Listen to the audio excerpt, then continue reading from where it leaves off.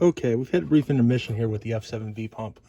So, what happened was, as I was pressing down the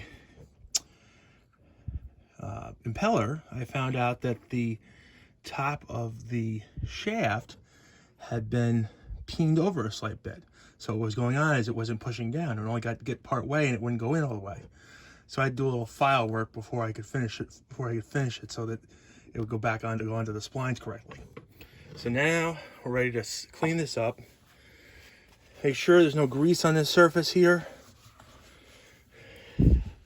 You got a rag here with some lacquer thinner on it. Acetone works, mineral spirits works. So we're gonna take the seal right here and we're gonna place this on top, lining up, taking care to line up the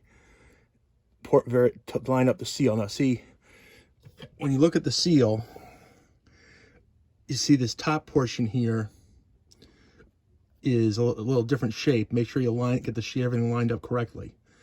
Now we're gonna put the screws in by hand. We're gonna put this the lid on and the screws in by hand and then torque them up with just a plain old-fashioned screwdriver, slotted screwdriver. So we'll put the lid back on here, taking care to keep everything lined up as far as the seal goes.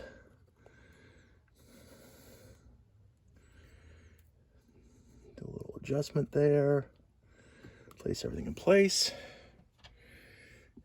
I've managed to find six screws.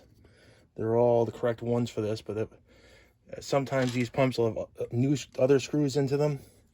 But as long as it's the right thread, which I think is like a metric M5, what these are called, the slotted cheese head screw. As long as you got the right screw thread and a head style that can be secured with a slotted screwdriver, you're going to be good. And the fact that they are the same brass, bronze equivalent. These are brass technically. The housing is probably a naval brass, which is what's used on cutlass bearings and that kind of thing. Anyway, we're gonna get this tightened down and we'll be just about complete in a few moments here.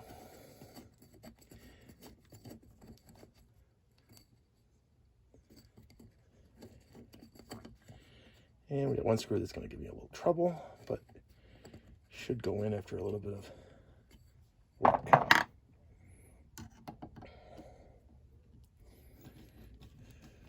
There it goes.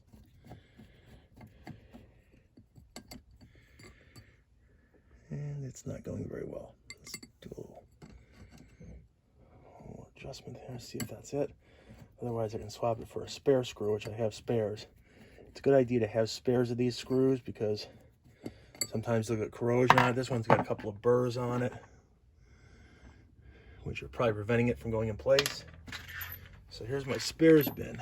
Now in the spares bin, I've got extra snap ring, which isn't quite the right size, which is the right diameter, but not quite as thick. Also, there's these little guys here. Now these metal rings take the place of that gray plastic spacer in the earliest versions. So I'm gonna pull a stainless steel screw, which might also be nickel plated brass, out of the pile and use that for the remaining screw that I need. And it should do what I want. And it seems like it's threading. I think we're probably all right here. Yep. So do these all by hand. Try to get them tight, but not tight. What you want to do is you want to get them on there secure but not torqued down. Then we'll go around the perimeter, tightening each one the final bit. That way they're all everything's nice and snug and secure.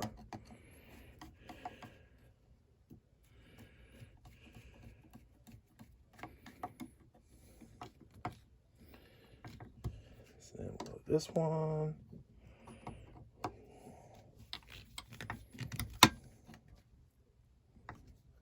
That. It's the nice thing about these old slided screws is they really do torque down quite nicely.